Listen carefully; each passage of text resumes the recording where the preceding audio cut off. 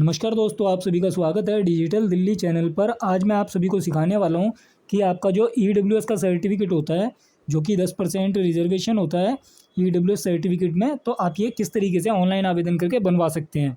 सारे स्टेप्स आपको वीडियो में देखने के लिए मिलने वाले हैं और साथ ही साथ आप यहाँ पर सीख पाएंगे क्या क्या डॉक्यूमेंट्स लगने हैं आपके सारे, और आपको क्या मिस्टेक्स नहीं करनी है जिसकी वजह से आपका सर्टिफिकेट रिजेक्ट हो सकता है। तो सबसे पहले आप ई डिस्ट्रिक्ट की ऑफिशियल वेबसाइट पे आ जाएंगे, edistrict.delhi-government.nic.in। ये वाली वेबसाइट आपको ओपन कर लेनी है। आपको इस तरीके से वेबसाइट का आउटपुट देखने के लिए मिलेगा। इसके बाद में आपको जो ये 3 लाइंस देखने के लिए मिल रही हैं, आपको इस पर क्लिक कर देना है। तो आप इस पर क्लिक करेंगे। इसके बाद में आपको सिटीज़न कॉर्नर पे क्लिक करना है। तो सिटीज़न कॉर्नर पे क्लिक करने के बाद आपको कुछ इस तरीके से ऑप्शंस देखने के लिए मिलने वाले हैं। अब देखिए, अगर आप पहली बार सर्टिफिकेट बनवा रहे हैं तो आपको न्यू रजिस्ट्रेशन करना होगा। तो न्यू रजिस्ट्रेशन की वीडियो मैंने चैनल पे ऑलरेडी डाल रखी है, तो आप उस वीडियो को देख के सीख सकते हैं आपको रजिस्ट्रेशन किस तरीके से करना है। तो हमारी आईडी यहाँ पे ऑलरेडी बनी हुई है, तो हम यहाँ पे डायरेक्ट लॉगिन एंड अप्लाई करेंगे। तो हमारे को लॉगिन एंड अप्लाई पे क्लिक कर देना है। जिनकी आईडी बनी हुई है ऑलरेडी, वो लॉगिन एंड अप्लाई पे क्लिक करेंगे, और जिनकी पहले टाइम रजिस्ट्रेशन करना है जिनको, तो आप वो नया रजिस्ट्रेशन करेंगे। उसके बाद में लॉगिन अप्लाई होगा। तो हम सीधा लॉगिन एंड अप्लाई करते हैं। तो लॉगिन एंड अप्लाई करने के पे हमारे को कुछ इस तरीके से पेज देखने के लिए मिलेगा। अब हमारे को हमारा यूज़र आईडी इस बॉक्स के अंदर फिल करना है। इसके बाद हमारे को पासवर्ड इस बॉक्स में फिल करना है। फिर ये जो कैप्चा कोड देखने के लिए मिल रहा है, ये कैप्चा कोड इस बॉक्स में फिल करने के बाद लॉगिन बटन पे क्लिक करके हमें लॉगिन कर लेना है। आपकी प्रोफाइल लॉगिन हो जाएगी। तो आपको यहाँ पे लॉगिन होने के बाद आपका नाम देखने के लिए मिलने वाला है। अब आपको यहाँ पे 3 लाइन्स पे क्लिक करना है। तो 3 लाइन्स पे आप जब क्लिक करेंगे तो आपके सामने यहाँ पे इस तरीके से ऑप्शंस आएंगे। अब आपको अप्लाई ऑनलाइन वाले ऑप्शन पे क्लिक करना है। इसके बाद आपको अप्लाई फॉर सर्विसेज वाला ये जो ऑप्शन देखने के लिए मिल रहा है, इस पर क्लिक कर देना है। तो आप जब इस पर क्लिक कर देते हैं, अब आपको सेकंड फॉर्म देखने के लिए मिल जाएगा ईडब्ल्यूएस का। तो यहाँ पे आप देख सकते हैं कि इकोनॉमिकली वीकर सेक्शन ईडब्ल्यूएस जो 10% वाला सर्टिफिकेट होता है, ईडब्ल्यूएस सर्टिफिकेट, ये वाला ऑप्शन है। तो इसके आगे आपको ऑप्शन देखने के लिए मिल रहा होगा कि अप्लाई। तो हम अप्लाई बटन पे करेंगे क्लिक और फॉर्म भरना करेंगे शुरू। तो अप्लाई बटन पे क्लिक करने के बाद आपके सामने प्रोफाइल लोड होगी।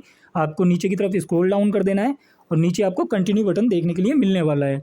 तो अब आपको इस कंटिन्यू बटन पे क्लिक कर देना है। आप इस कंटिन्यू बटन पे क्लिक करेंगे। कंटिन्यू बटन पे क्लिक करने के बाद आपके सामने प्रोफाइल लोड हो जाएगी। अब आपको नीचे की तरफ स्क्रॉल डाउन करना है और आपका फॉर्म फिल करना है। तो देखिए, यहाँ पे इसके सारे इंस्ट्रक्शंस भी दे रखे हैं कि आपको क्या क्या ज़रूरत पड़ने वाली है और कौन कौन व्यक्ति ईडब्ल्यूएस सर्टिफिकेट के लिए आवेदन कर सकता है। तो यहाँ पे देखिए, यहाँ पे ईडब्ल्यूएस सर्टिफिकेट जो व्यक्ति आवेदन कर सकते हैं वो जनरल कैटेगरी में आवेदन होता है। तो ये तो आपको पता ही होगा। पर यहाँ पे जैसे कि मेंशन किया गया है कि एससी, एसटी और ओबीसी, अगर आप एससी सर्टिफिकेट है आपके पास, या एसटी सर्टिफिकेट है, या फिर आपके पास ओबीसी सर्टिफिकेट है, तो आप ईडब्ल्यूएस सर्टिफिकेट के लिए आवेदन नहीं कर सकते हैं। ये बात आपको क्लियर हो जानी चाहिए। और वो भी व्यक्ति आवेदन नहीं कर सकते हैं जिनकी 8 लाख एनुअल इनकम से ज़्यादा है। तो अगर आपकी सालाना इनकम 8 लाख से अधिक है तो आप ईडब्ल्यूएस सर्टिफिकेट नहीं बनवा पाएंगे। तो ये वाला पॉइंट आपका क्लियर हो जाता है। इसके साथ ही साथ आपको आगे कुछ और पॉइंट्स देखने के लिए मिलने वाले हैं जो कि काफ़ी इंपॉर्टेंट पॉइंट्स हैं। तो जैसे कि पैरा सेकंड में ABCD सेक्शंस में लिखा गया है, तो आपके पास यहाँ पे 5 एकड़ से ज़्यादा एग्रीकल्चर लैंड नहीं होनी चाहिए। तो यहाँ पे जो खेती वाली ज़मीन होती है 5 एकड़ से ज़्यादा आपके पास नहीं होनी चाहिए। इसी के साथ साथ आपका 1000 स्क्वायर फीट से बड़ा फ्लैट नहीं होना चाहिए। तो जैसे कि अगर आप फ्लैट वगैरह में रह रहे हैं तो आपका यहाँ पे 1000 स्क्वायर फीट से बड़ा फ्लैट नहीं होना चाहिए। अगर आपका प्लॉट है तो 100 और 200 स्क्वायर यार्ड से ऊपर नहीं होना चाहिए। तो ये चीज़ें आपको यहाँ पे देख लेनी है और ये सारी चीज़ों की आपको ज़रूरत पड़ने वाली है। तो देखिए, आप पूरा फॉर्म फिलिंग करना चालू करते हैं। तो सबसे पहले आपको ऑप्शन देखने के लिए मिल रहा है number 1, are you citizen of India. तो यस, हम इस वाले कॉलम को यस सेलेक्ट करेंगे। इसके बाद में हमारे से सेकंड में पूछा जा रहा है are you permanent residence of Delhi. तो हमारे से यहाँ पे पूछा जा रहा है, तो हम यहाँ पे यस करेंगे इस वाले कॉलम में भी। इसके बाद जैसा कि मैंने अभी आप सभी को बताया था कि अगर आप SC, ST या OBC सर्टिफिकेट होल्डर हैं तो आपको यहाँ पे EWS सर्टिफिकेट नहीं मिलने वाला है। तो ये वाला ऑप्शन, जैसे कि थर्ड वाला ऑप्शन हमारे से पूछा गया है कि आप अपनी कैटेगरी यहाँ पे जस्टिफाई करें। तो हमारा यहाँ पे अदर सेलेक्ट करना होगा हमारे को। अदर हम सेलेक्ट करेंगे। इसके बाद में स्टेट वाला कॉलम है, तो स्टेट सेलेक्ट करेंगे दिल्ली। इसके बाद में हमारे को छठे नंबर पे कास्ट फिल करनी है। तो कास्ट में देखिए एग्जांपल के तौर पे फिल करके दिखा रहा हूँ आपको आपकी कास्ट के अकॉर्डिंग, आपकी सब कास्ट के अकॉर्डिंग कास्ट फिल करनी होंगी। तो यहाँ पे मैं आपको बस ऐसे ही फिल करके दिखा रहा हूँ। तो आपका जैसे कि हमने कास्ट फिल किया और कास्ट और सब कास्ट में आप अपना यहाँ पे गोत्र फिल कर सकते हैं। यहाँ पे मैं एग्जांपल के तौर पे दिखा रहा हूँ, इसलिए मैं ये सेम फिल कर रहा हूँ। पर आपको यहाँ पे आपकी जो रहने वाला है, क्या कहते हैं, जो गोत्र होता है आपका, तो आपको वो फिल करना है। इसके बाद में आपका मैरिटल स्टेटस पूछा जा रहा है। तो मैरिटल स्टेटस में आप मैरिड अनमैरिड जो भी होंगे आप अपने अनुसार यहाँ पे सिलेक्ट करेंगे। इसके बाद में आपसे रिलीजन पूछा जा रहा है। तो रिलीजन जो भी आप फॉलो करते हैं आप वो रिलीजन यहाँ पे सिलेक्ट कर लेंगे। इसके बाद ऑक्यूपेशंस। तो देखिए ऑक्यूपेशंस में आप क्या काम करते हैं। अगर मान लीजिए स्टूडेंट्स के लिए बना रहे हैं तो आप यहाँ पे स्टूडेंट फिल कर देंगे। तो अगर आप एम्प्लॉई हैं तो आप यहाँ पे एम्प्लॉय फिल कर देंगे, और आप किस सेक्टर में काम करते हैं वो फिल कर देंगे। तो यहाँ पे हम स्टूडेंट के लिए आवेदन कर रहे हैं क्योंकि कॉलेजेस वगैरह में काफ़ी ज़्यादा लगता है EWS सर्टिफिकेट, और सरकारी वैकेंसीज़ के लिए काफ़ी ज़्यादा इस्तेमाल होता है। तो यहाँ पे हम यहाँ पे स्टूडेंट्स के लिए बना रहे हैं तो स्टूडेंट फिल कर देंगे। इसके बाद अगले कॉलम में भी हम वर्क पैलेस में भी सेम स्टूडेंट ही फिल कर देंगे। इसके बाद आपसे देखिए अगले कॉलम में 12वें कॉलम में जो पूछा जा रहा है कि पैन कार्ड, तो इसके आगे मेंशन किया गया है इफ़ एनी। तो देखिए अगर आपके पास है पैन कार्ड तो आप यहाँ पे पैन कार्ड नंबर डाल सकते हैं, अगर ना डालना चाहें तो आप, ये कोई मैंडेटरी कॉलम नहीं है क्योंकि इसके आगे स्टार नहीं बना हुआ है। तो जितने भी कॉलम स्टार वाले होंगे वो सारे मैंडेटरी कॉलम होते हैं, और जिनके आगे स्टार नहीं बना हुआ है वो मैंडेटरी कॉलम नहीं है, तो आप इसे स्किप कर सकते हैं। इसके बाद अगला कॉलम जो आपको देखने के लिए मिल रहा है पैलेस ऑफ बर्थ। तो पैलेस ऑफ बर्थ में आपका जैसे दिल्ली का बर्थ है तो आप दिल्ली फिल कर देंगे, जहाँ का आपका पैलेस ऑफ बर्थ है वो जगह आपको फिल कर देनी है। तो यहाँ पे हमने दिल्ली फिल कर दिया है। इसके अगले कॉलम में चलेंगे तो हमारे से ईमेल आईडी पूछ रहा है, तो हमारे को अब अपनी ईमेल आईडी फिल करनी है। तो ईमेल आईडी भी हमने फिल कर दी है। इसके अगले कॉलम में हमारे से ये पूछा जा रहा है कि हमारा अपना मकान है या किराए पे। तो देखिए यहाँ पे अगर आपका अपना मकान है तो आप यहाँ पे रेंटेड सेलेक्ट करेंगे, और अगर आप अगर आपका अपना मकान है तो आप ओनर सेलेक्ट करेंगे, और अगर आप किराए पे रहते हैं तो आपको रेंटेड सेलेक्ट करना है। तो यहाँ पे अपना मकान है, यहाँ पे तो हम ओनर सेलेक्ट कर देते हैं। इसके बाद ये जो 16वें कॉलम में आपसे पूछा जा रहा है कि आपके पास whether proof of income tax return of last 3 year. तो देखिए आपको यहाँ पे ITR की ज़रूरत पड़ सकती है 3 साल की। अगर आपके पास ITR नहीं है तो यहाँ पे आप बैंक स्टेटमेंट का इस्तेमाल कर सकते हैं। तो इस वाले कॉलम को आपको यस करना होगा। तो इस वाले कॉलम को यस करने के बाद आपसे अगले कॉलम में पूछा जा रहा है 17वें पॉइंट पे कि whether any other immovable property, क्या आपके पास कोई ऐसी प्रॉपर्टी है जो कि स्थानांतरण नहीं किया जा सकता है, जिसको मूव नहीं किया जा सकता है। तो अगर आपके पास है तो आप यस करेंगे, अन्यथा इसे नो किया जाएगा। तो हमारे पास नहीं है तो हमने इसे नो किया है। इसके बाद अगर आपका EWS सर्टिफिकेट पहले बना है तो आप यस करेंगे, अगर नहीं बना है तो नो करेंगे। फिर अगले कॉलम में आपसे 19वें पॉइंट में ये पूछा जा रहा है कि आपके पास एग्रीकल्चर लैंड है अपनी। तो अगर आपके पास अवेलेबल है तो यस करेंगे, वरना आप इसे नो करेंगे। तो हमारे पास नहीं है, हम इसे नो करने वाले हैं। इसके बाद देखिए 20वां पॉइंट है जो कि अब आपकी फैमिली डिटेल्स से रिलेटेड होने वाला है। तो यहाँ पे पूछा गया है सिबलिंग डिटेल्स। सिबलिंग्स यानी कि अगर जो आवेदन करता है इनके ब्रदर और सिस्टर, तो यहाँ पे उनकी एज 18 साल से कम है तो यहाँ पे उनका विवरण देना होगा। तो जैसे आप अगर एक से अधिक भाई बहन है तो इस तरीके से यहाँ पहले नाम फिल करेंगे, उनका डेट ऑफ बर्थ फिल करेंगे, फिर दूसरे भाई बहन का नाम फिल करेंगे, उनका डेट ऑफ बर्थ फिल करेंगे, ऐड रो करके हो जाएगा। ये आप ऐड रो करेंगे तो सेकेंड ऑप्शन आपको यहाँ पे देखने के लिए मिलेगा।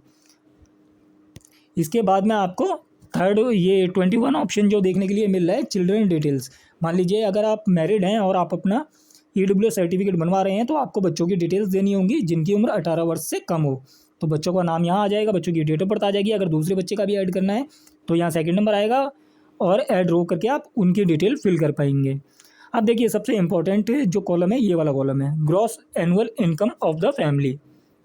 तो यहाँ पे आपको पूरी आपकी जो एनुअल इनकम है इसका विवरण देना है। तो देखिए आप पहले पॉइंट पे लिखा है सैलरी, सेकंड पे लिखा है बिजनेस, थर्ड पे लिखा है एग्रीकल्चर, प्रोफेशन, अदर सोर्स। तो आपकी जो भी माध्यम से इनकम है तो आपको वो यहाँ पे फिल करना है। जैसे मान लीजिए आप वर्किंग हैं तो आप सैलरी आती है आपकी, तो सैलरी आपकी एनुअल कितनी आती है। तो अगर मान लीजिए आपकी 2 लाख रुपये सालाना इनकम है तो आप यहाँ पे 2 लाख रुपये फिल कर देंगे। इसके बाद आप बिज़नेस तो नहीं कर रहे हैं, अगर जॉब कर रहे हैं तो आप, तो फिर यहाँ पे 0 फिल कर देंगे बिजनेस में। एग्रीकल्चर अगर आपकी हैगी आपके पास ज़मीन और वहाँ से कुछ अर्निंग है तो आप यहाँ पे फिल करेंगे, अन्यथा इसे 0 कर देंगे। ये सेम एज प्रोफेशन में भी करेंगे जीरो जीरो कर देंगे।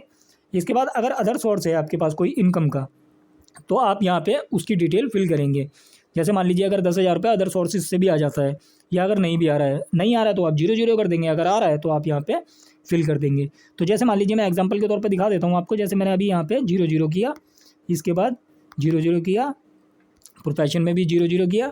अदर सोर्स से मान लीजिए हमारे को 10,000 रुपये अर्निंग है, तो यहाँ अदर सोर्स में हमने फिल किया। इसके बाद हमारा ग्रैंड टोटल जो हुआ, यानी कि सब टोटल हुआ, तो यहाँ पे आपको देखने के लिए मिल जाने वाला है। तो ये आपकी टोटल एनुअल इनकम है, जो कि आपका EWS सर्टिफिकेट में मेंशन रहेगा। इसके बाद में अब आपको यहाँ पे आपकी बेसिक डिटेल्स फिल करनी है। तो विलेज एंड टाउन वाले ऑप्शन में आप यहाँ पे दिल्ली सेलेक्ट कर देंगे। दिल्ली सेलेक्ट करने के बाद हमारा जो एरिया होगा उसके अकॉर्डिंग हमारा जो SDM ऑफिस लगता होगा, वो तहसील होती है वहाँ पे, तो आपका जो तहसील लगता होगा वो आपको फिल करना होगा। जैसे कि हमारे एरिया में हमारा प्रीति बिहार डिस्ट्रिक्ट लगता है, तो हम यहाँ पे प्रीति बिहार डिस्ट्रिक्ट फिल करेंगे। तो इसी अकॉर्डिंग आपको भी फिल करना है। और आपका जो भी डिस्ट्रिक्ट लगता होगा, दिल्ली के अंदर काफ़ी सारी डिस्ट्रिक्ट हैं, तो आप जो भी आपकी डिस्ट्रिक्ट लगती होगी आप उस अकॉर्डिंग अपनी डिस्ट्रिक्ट फिल करेंगे। तो हमारी ईस्ट दिल्ली है, तो हमने यहाँ ईस्ट दिल्ली फिल कर दिया। अगले कॉलम में हमारे को स्टेट पूछा जा रहा है, तो स्टेट हमारा दिल्ली हो गया, तो हम यहाँ पे दिल्ली फिल कर देंगे। अब हमारे से देखिए पूछा जा रहा है कि पीरियड, कि हम कितने समय से यहाँ रह रहे हैं। बाय बर्थ हैं तो हम बाय बर्थ ही फिल करेंगे यहाँ पे। तो हम बाय बर्थ में मान लीजिए जनवरी का बर्थ था और जनवरी 1992, तो अगर हम यहाँ बाय बर्थ से रह रहे हैं तो हमने ये सिलेक्ट किया। इसके बाद आज की प्रेजेंट डेट डाल देंगे। तो अगस्त मंथ चल रहा है, हमारे को आज की प्रेजेंट डेट आज के हिसाब से सेलेक्ट कर देनी है। अब हमारे को नीचे कंटिन्यू टू नेक्स्ट का बटन देखने के लिए मिल रहा है, तो हमें इस पर क्लिक कर देना है। तो देखिए अब हमारे को डॉक्यूमेंट अपलोड करने हैं, तो डॉक्यूमेंट अपलोड करने के लिए हमारे को पहले नंबर पे एड्रेस प्रूफ अपलोड करना है। तो ड्राइव पे जाके हम अपलोड कर देंगे। तो डॉक्यूमेंट क्या क्या अपलोड कर सकते हैं एड्रेस प्रूफ के लिए? इलेक्ट्रिसिटी बिल इस्तेमाल कर सकते हैं आप, वाटर बिल इस्तेमाल कर सकते हैं, आधार कार्ड इस्तेमाल कर सकते हैं, वोटर ID कार्ड इस्तेमाल कर सकते हैं, टेलीफोन बिल इस्तेमाल कर सकते हैं, पासपोर्ट हो गया आपका। ये सारे डॉक्यूमेंट्स में से आप कोई भी डॉक्यूमेंट इस्तेमाल कर सकते हैं एड्रेस प्रूफ के लिए। इसके बाद जो अगला कॉलम आने वाला है आपका आइडेंटिटी प्रूफ का, तो यहाँ पे आप अपना आधार कार्ड इस्तेमाल कर सकते हैं, वोटर ID कार्ड इस्तेमाल कर सकते हैं। तो आप यहाँ पे दोनों में से कोई भी एक डॉक्यूमेंट अपलोड कर देंगे। इसके बाद आपको जो ये थर्ड ऑप्शन देखने के लिए मिल रहा है, तो थर्ड ऑप्शन में आपको आपका जो इनकम टैक्स का प्रूफ देना है, तो आप यहाँ पे ITR इस्तेमाल कर सकते हैं, ITR लगा सकते हैं, या फिर अपना बैंक का जो फाइनेंशियल ईयर का स्टेटमेंट रहता है, आप 3 साल का स्टेटमेंट लगा सकते हैं। इसके बाद आपसे फोर्थ ऑप्शन में पूछा जा रहा है कि एफिडेविट, तो एफिडेविट बना के देना होगा आपको एक। तो एफिडेविट आप किसी भी नोटरी वाले से बनवा सकते हैं, नोटरी वालों के पास ऑलरेडी फॉर्मेट होता है एफिडेविट का, तो वो वहाँ से आपको एफिडेविट बना के दे देंगे। इसके बाद देखिए, जैसे मान लीजिए अगर आप माइनर किसी बच्चे के लिए आवेदन कर रहे हैं, बच्चे का EWS सर्टिफिकेट बनवा रहे हैं, तो उस केस में जो आपका सिग्नेचर होगा एफिडेविट पे, यहाँ पे सिग्नेचर फादर के ही होंगे। एफिडेविट की फ्रंट साइड में एक सिग्नेचर होगा, और जो बैक पेपर होता है जिसमें डिटेल्स होती हैं आपकी, तो वहाँ पे भी आपका जो डिपोनेंट होता है वहाँ पे भी सिग्नेचर फादर के ही होने वाले हैं। तो वहाँ पे हस्ताक्षर फादर के ही रहेंगे जो एफिडेविट बनेगा। ये चीज़ आपको ध्यान रखनी है। इसी प्रकार से आपको यहाँ पे जो देखिए सेल्फ डिक्लेरेशन है, सेल्फ डिक्लेरेशन फादर के नाम से ही भरी जाएगी, और यहाँ पे सिग्नेचर भी फादर के ही होंगे। अगर आप 18 साल से कम उम्र के बच्चे का यहाँ पे फॉर्म भर के आवेदन कर रहे हैं, तो जब भी आपका सर्टिफिकेट बनेगा, जब आप यहाँ पे फादर के नाम से डिक्लेरेशन देंगे और एफिडेविट देंगे। तो ये चीज़ आपको ध्यान रखनी है। इसके बाद में देखिए आगे 2 ऑप्शन है, तो यहाँ पे आपने स्टेटमेंट भी दे दिया, सारी चीज़ें दे दी। अब ऑप्शनल 6 और ऑप्शनल 7 ये बहुत इंपॉर्टेंट होने वाले हैं दोनों चीज़ें, इन चीज़ों का आपको ध्यान रखना है। तो ऑप्शनल 6 के अंदर ये जो ऑप्शनल 6 है, आपको यहाँ पे देना होगा आपके प्रॉपर्टी पेपर्स। जैसे कि मान लीजिए आप ऑनर हैं, तो आपको यहाँ पे प्रॉपर्टी के पेपर्स देने होंगे। तो आपके प्रॉपर्टी पेपर्स में देखिए, मान लीजिए आपके पास जैसे कि आपका जनरल पावर अटॉर्नी है, तो जनरल पावर अटॉर्नी में काफ़ी सारे पेजेस होते हैं। तो जनरल पावर अटॉर्नी के अंदर GPA का फर्स्ट पेज हो गया, उसके साथ 2-3 पेजों का और रहते हैं डिटेल्स वाले, फिर एफिडेविट हो गया आपका, फिर रिसिप्ट हो गया, पोजीशन लेटर हो गया, विल डीड हो गया, ये सारे पेपर्स रहते हैं आपके। तो ये सारे पेपर्स में आप क्या कर सकते हैं, इतने सारे पेपर्स लगाएंगे तो साइज़ नहीं बन पाता है, तो आपको स्टार्टिंग के GPA के जो हैं 4 पेजेस लगाएंगे। तो ये चीज़ आपको ध्यान रखनी है कि यहाँ पे GPA के 4 पेजेस लगा देंगे। बाकी जब आप SDM ऑफिस में जाएंगे उस टाइम पे आपको पूरा सेट वहाँ पे सबमिट करना है। तो ये बात आपको ध्यान रखनी है।